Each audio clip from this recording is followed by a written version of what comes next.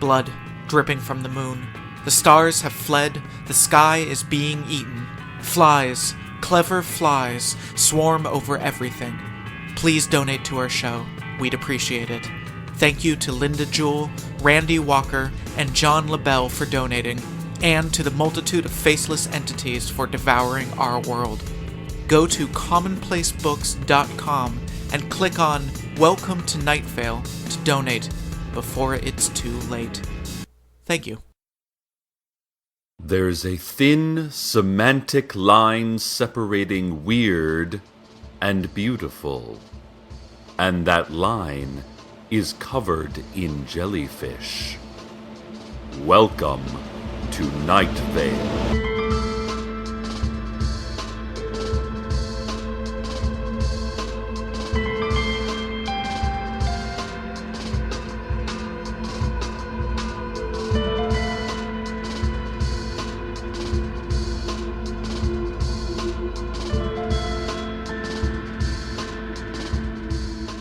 Ladies and gentlemen, several of you may have noticed the new forest that has formed just to the east of Night Vale. It's hard to say how these dense, piney woods have cropped up in a vast desert wastes-scape, nor how they have grown in only a couple of days. But these woods are encroaching quickly on our little town. Botanists from Night Vale Community College said that this beautiful, lush woodland is called the Whispering Forest, and that, while lovely, should not be approached. Officials from the Night Vale Parks Department agreed with this sentiment in a prepared statement wherein they just wrote the word "no" on a single piece of paper, but with hundreds of O's and maybe 24 N's. So it reads kind of like, no.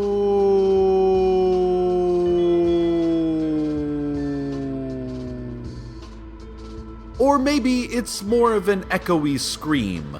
It's hard to say. They did not include stage directions in their press release. What we do know is this: there is a whispering forest just outside of town, and it should not be approached under any circumstances. The Night Vale School District announced that schools will be closed all of next week because nothing really matters. And is anything even real? They cited the ever-widening night sky as the impetus for this decision. How can we place any importance on something so insignificant as math, or spelling, or history, when the void has already swallowed our tiny existence? We are ants, crushed daily by the indifferent feet of the universe, and it's just no good anymore. We can't carry on like this, the school board said, swigging on a bottle of table wine and bobbing their heads weakly. The school board president, an enormous glow cloud that drops animals from great heights and casts a looming fog of despair over all it covers, added, "Grovel, mortals. Put your tongues to the soil and beg for your worthless lives." Some parents, of course, are very upset by the decision to close schools, saying that we can't let the vast incomprehensibility of the unknowable universe stop us in our tracks. We have to keep pushing forward. Treasurer of the Night Vale PTA, Diane Creighton, said, "School is a meaningful part of a child's life, and to just shut it down because you're scared of your own insignificance is ridiculous. See, I'm looking at the sky right now," Creighton continued, "and I'm saying, you can't hold me back, sky. I can do any...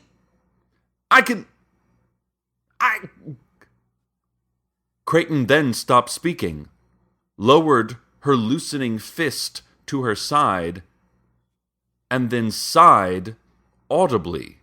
She added, "Nothing is real, I don't think. Whatever. Who cares?" Then she stared back up at the sky, and a single tear zigzagged down her right cheek as she mumbled something about trees having the right idea. And now, a public service announcement. The Night Vale Psychological Association, in conjunction with a vague yet menacing government agency, has asked that all citizens start keeping dream journals. Dream journals can be a spiritually satisfying exercise in understanding your unconscious mind, helping you to fully examine your being and balance your emotions. They also can be rife with useful data for government officials and corporate marketing executives. Of course, dear listeners, many of you are saying, "Well, this sounds fantastic, Cecil, but how do you keep a dream journal?" Good question. I have kept one for years now, and I must say I agree with the NVPA on this. It seems hard at first, because you have to get in the habit of writing first thing in the morning, and also because the City Council's ban on all writing utensils is still in full effect. But once you learn how to create a makeshift non-pen out of a cocktail straw, some cotton, and any number of colorful municipal food pastes, you'll be good to go. In an effort to educate Night Vale citizens about dream journaling, the NVPA has created this helpful how-to. Step 1. Find a foreign dictionary or hymnal.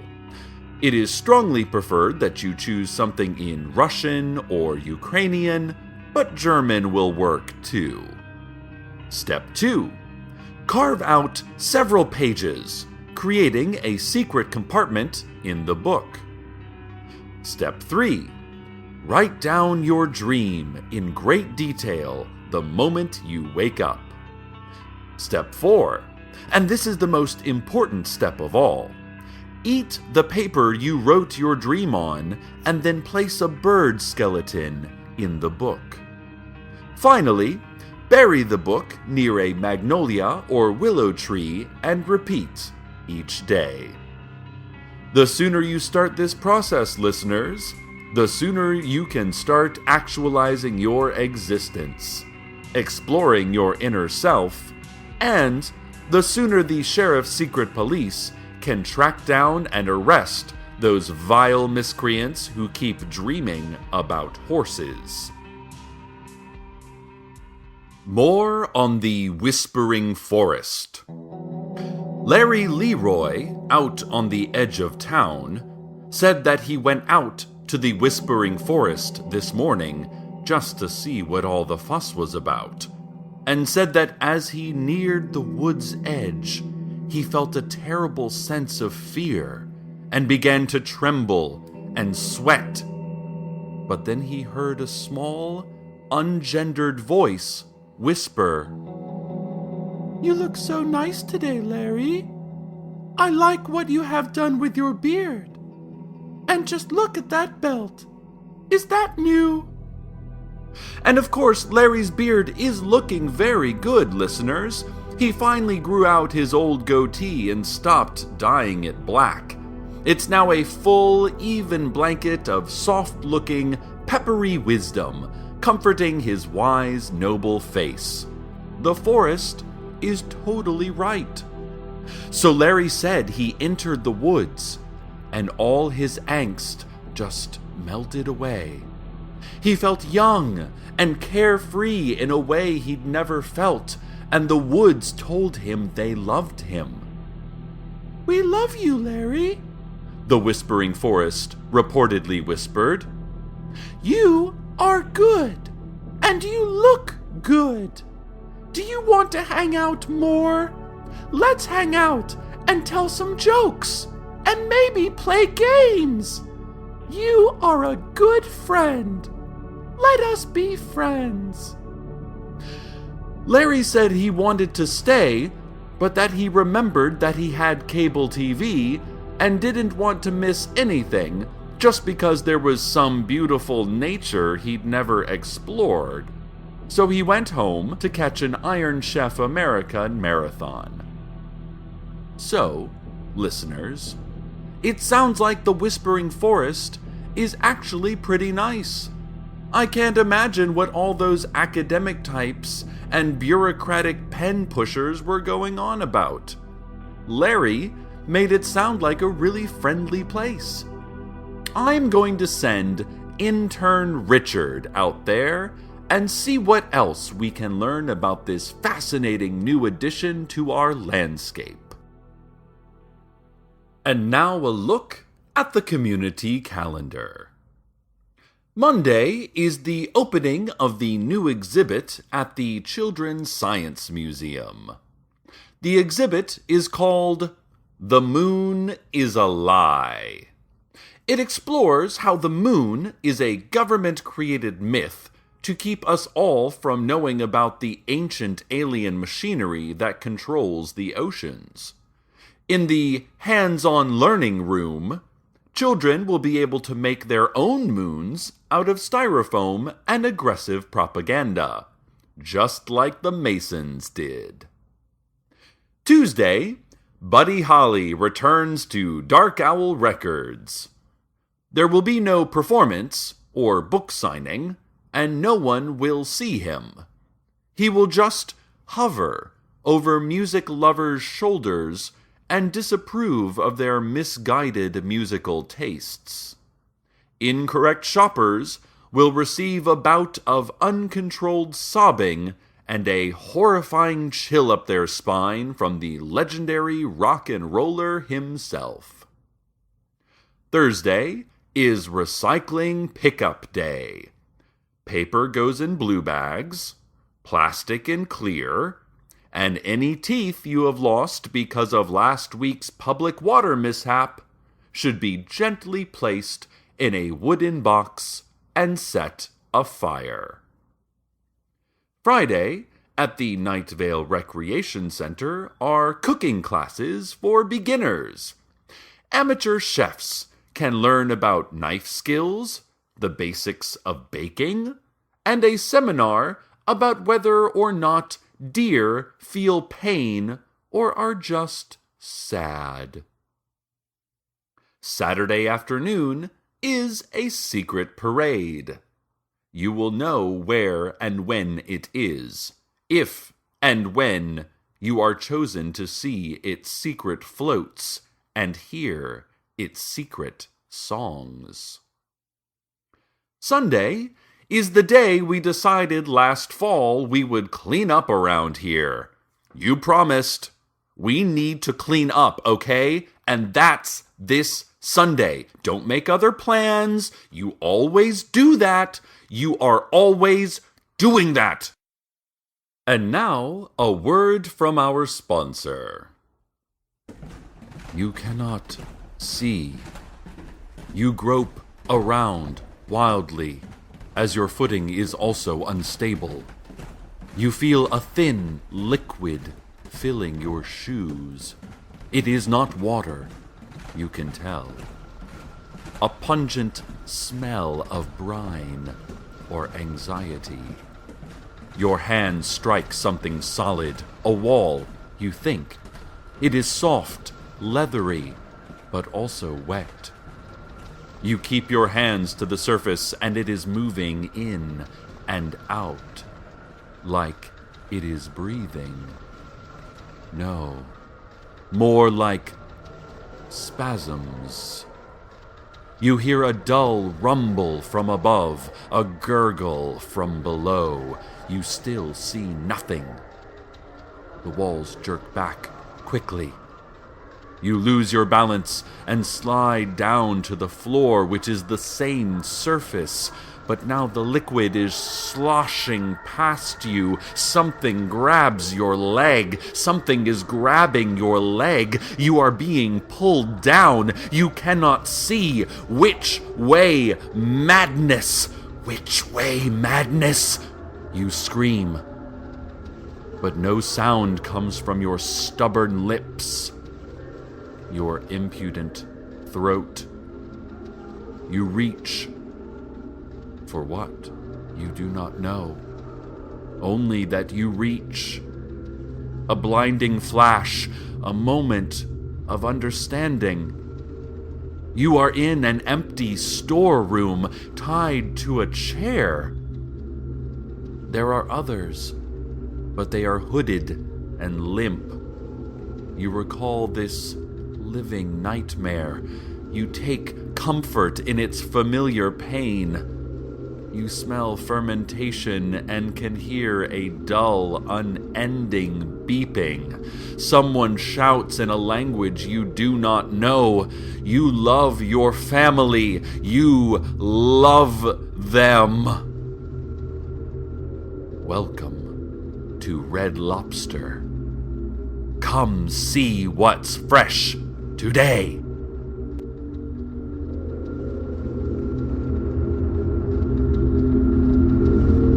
More on the Whispering Forest. Intern Richard called to say the woods are stunning, and the moment he arrived, they were so welcoming. Richard, you have lovely green eyes. I can't believe I just noticed them. That shirt really brings out those piercing gems. You also have nice, soft hands. Do you play guitar? Would you like to play guitar? Do you like music? The forest apparently whispered. Richard reported to me that he wanted to stay in the forest, but I told him that he still has intern tasks to do here at the radio station, like filing ad contracts and renaming the wingless insects. But he insisted on staying. Richard told me that his feet started itching at first, then tingling, a very pleasant tingle. He then noticed gray-brown patches forming along his feet and legs, and he couldn't move, and Richard assured me that this was exactly what he wanted. But I have already sent for help. Ladies and gentlemen, for your safety, please stay away from the Whispering Forest. Do not listen to its hollow compliments, its sappy flattery. Learn from Larry Leroy. Stay inside and watch television. There is no reason to go explore nature. No reason. So, as I try to find out what has happened to our station intern, let us go to the weather.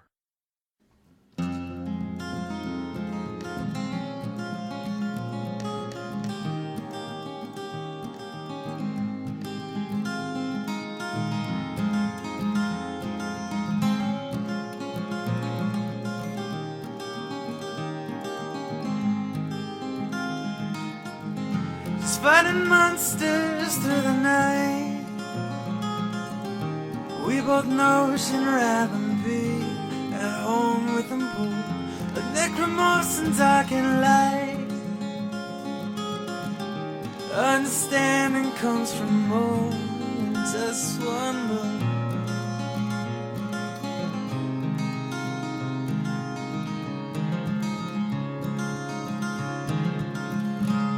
There's a hole in the world. It seems we've all known. There's a hole in the world. Now you've gone, left me all alone.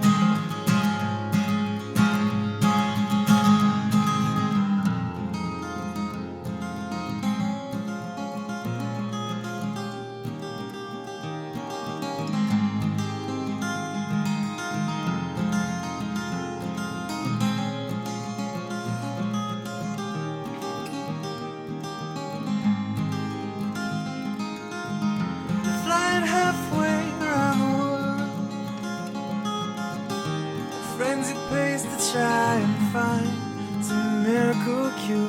I'd give my life and thousands more if only I could spend just one more night with her.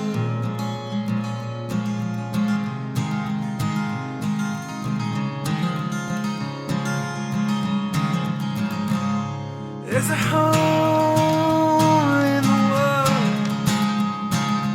seems we've ought to know. There's a hole in the world, now you come, left me all alone.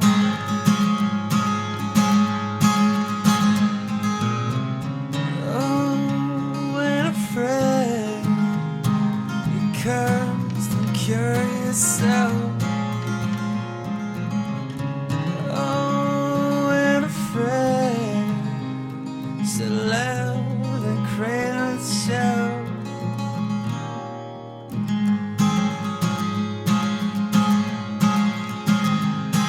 There's a hole in the world, seems we've ought to know. There's a hole in the world, now you gone, left me all alone.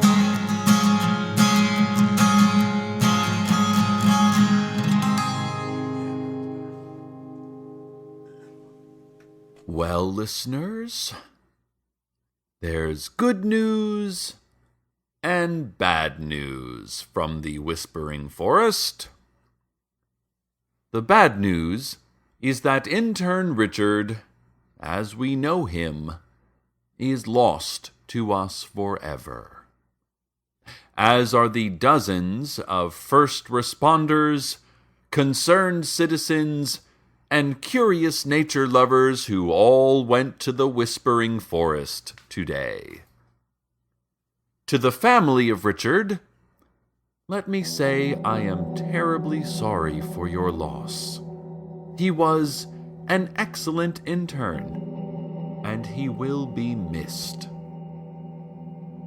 The good news is that none of those we lost today are technically dead.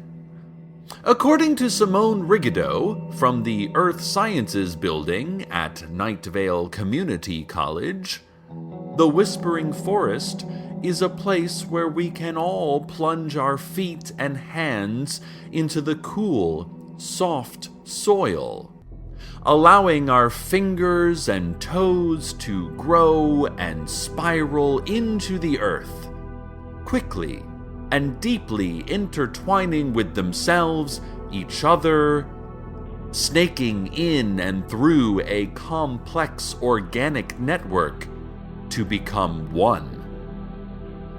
In the Whispering Forest, everyone is one everything.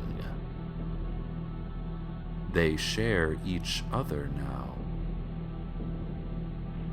I know Simone is only a transient who lives in an unused storage closet in the Earth Sciences Building and not an actual scientist.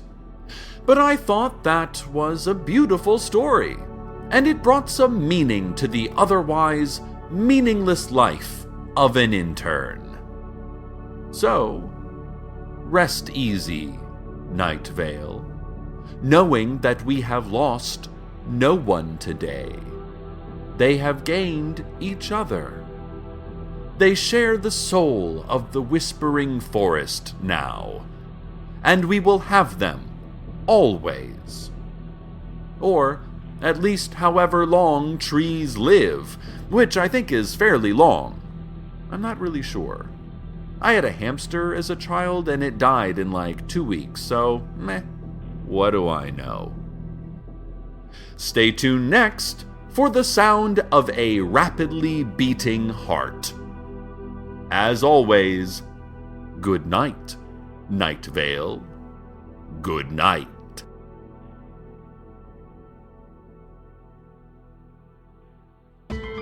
Welcome to Night Vale is a production of Commonplace Books. It is written by Joseph Fink and Jeffrey Craner, and produced by Joseph Fink. The voice of Night Vale is Cecil Baldwin. Original music by Disparition. All of it can be downloaded for free at disparition.info. This episode's weather was Winifred by Seth Boyer. Find out more at sethboyer.com. Want to have your music featured in the weather section? Want to contribute your talents to the show? Just want to say hi? Email us at nightvale@commonplacebooks.com or follow us on Twitter at @NightValeRadio. Check out commonplacebooks.com for more information on this show, as well as our books on the unused story ideas of H.P. Lovecraft and what it means to be a grown-up. And while you're there, consider clicking the donate link. That would be cool of you. Today's proverb: if you love someone, set them free. Set them free now. This is the police, and we have you surrounded.